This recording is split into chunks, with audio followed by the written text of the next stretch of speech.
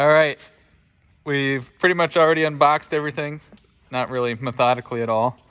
Basically, it comes with three main parts. You got the actual bumper, you have the tire mount part, and then you've got some hardware. As far as hardware goes, we have 2 of these mounts paired with 2 of these. I'll explain how those work here in a sec. We've got hardware, and then you have your panels, which Kyle already has, so we won't worry about those. Yeah. Straps for your fuel tank, and then the rest of the tire mounting stuff. So, to begin, we've taken off Kyle's rear hooks. You're selling this bumper, aren't you, Kyle? Basically, we aren't gonna have to do any of the new mounts on there, so we probably won't be using those. We'll probably leave the original ones on, but I will show you guys how all that works. So let's get to taking her off. It's that I was showing you earlier. We're gonna start by taking those 3 bolts off. So if you have your OEM bumper on here or anything, it's gonna be a little bit different. Usually taking stuff off is relatively easy. So just go ahead and get whatever bumper off that you have on there, and we'll go ahead and do that as well. 3 bolts on each side, and that should come right off, right? Roger. Have you ever cleaned the underneath of this thing? Yeah. Man, look at all that frame rust. Yeah. In the same spot yours. So, this is how we're going to prevent the bumper from falling on our face. And it still might.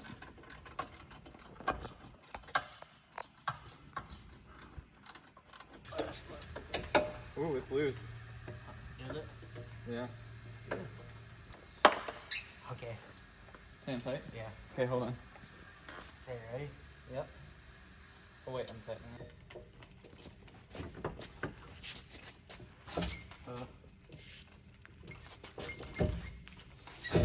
It's just gonna come, so be ready.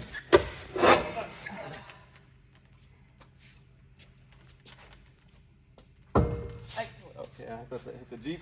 That wasn't a bad idea, Bubs. Charlie down. Okay, so what did they say? It should slightly be less than 32 inches between this? So, like I said, we are leaving these mounts on because they're the same exact mounts. Basically, you just take your OEM bolts, because it doesn't come with bolts, and just put these mounts in. It's pretty straightforward. We did go ahead and replace our OEM bolts. I got some 10.9s. Take this bracket off. You have to slide. It comes with these things, and you slide it in. Oh, and what's then the arrow for there? Probably the arrow. Oh yeah. And then 3 bolts come from the bracket up from the bottom. So where does that slide in at though? Well, when you take the bracket off, there's like a hole right there that it slides into. Okay. So that slides in there, and then, and if I understand correctly, you can only use one of these. Yeah, one's for driver's side, one's for passenger. Yeah, and they're different. They only work, so I can't really screw it up. We're gonna go rinse this off real quick, and then we'll get to putting the bumper on. Okay, so we've got the new bumper winched up or craned up. We're going to use the jack in the middle to help center and whatnot. Go ahead and zip that down now. Do her. Do the same thing we did before. Side.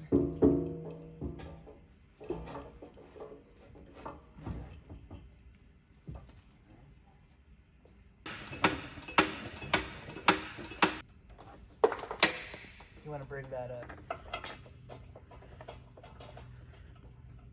We got the bumper totally tightened down.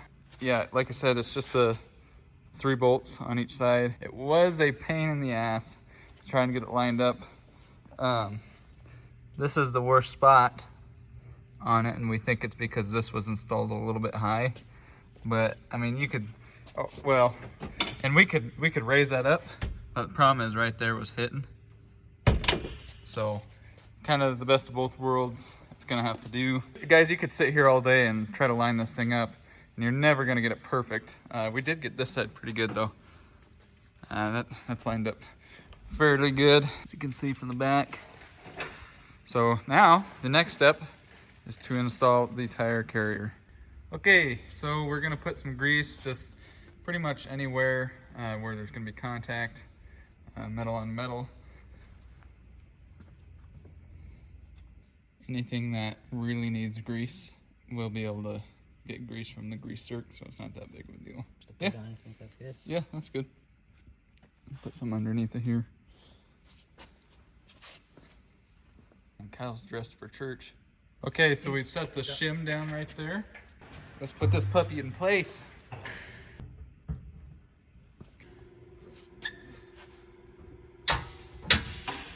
We need to make sure our shim's in place. Oh, yeah, just be careful. Don't fucking take my finger off. Needs to. You need to move this side at all? There you go. Now I can't see. Good. So unlatch that. Take it out a little bit. Come up.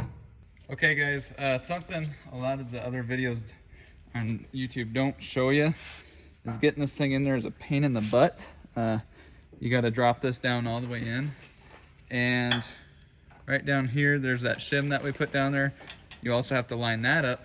So it's easiest to come up from the bottom. There's a little peephole in here, and you can see and have your buddy move your bumper back and forth and be able to drop this down in here. So now we can get that cam in there, line that up, we'll be good to go. Okay, so little update for you guys. I don't really remember where we left off, but I did say that we only had to do one shim. I take it back. We did have to do, well, we did the two smaller shims on the bottom, and then the one bigger shim right there. There was quite a bit of gap, so that just kind of fills that gap. And now we will put the cam on.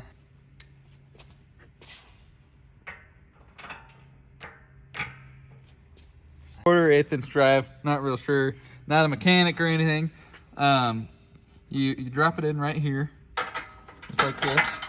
And the way this cam wheel works is you turn it like this, obviously when it's all together, see? Oh. And what that does is that tightens that. Ready? Yep. Did you see that come up? Yeah, it did raise up a little bit. So that's basically what that does. They don't really explain that in the instructions, and I didn't really understand that until we just did that. Now what we need to do, they give you this nut deal. Comes with a little handle on it. And if you come down here, this bolt comes down from the top and it comes in right there. You can't really see it, it's probably too dark. But you take your nut with the handle on here, and you come in here and thread that in. Okay, so now you aren't gonna really torque anything down. That's what he's smiling at. You aren't gonna really torque anything down, but now you can adjust the angle of your tire carrier. That way it lines up better with your latch there. Right now, as you can see, we are pretty even with that. If anything, that pin is just a tad too high. We are going to have to adjust the latch here down, or we'll just adjust that pin down, because right now we have no pressure on the cam wheel, so we're just gonna drop one in right there. This may change when we have a lot of weight on there, but right now we don't need to put any pressure there, so we're just going to drop that bolt in there. Hey guys, sorry we didn't get it finished up the other night, but this is the finished product. Let's see, where I left off was adjusting this latch, and actually if I remember right, we had to adjust it back, right? I think back. And then it then it shut a little better. Did put the straps on. We did put the actual tire carrier on, and they aren't very specific with their bolts. They had a big old bolt bag, and you kind of got to figure out which ones go where. We did have another one of these to look at, so it was a little bit easier. But yeah, you just bolt this piece on there and then this piece on here.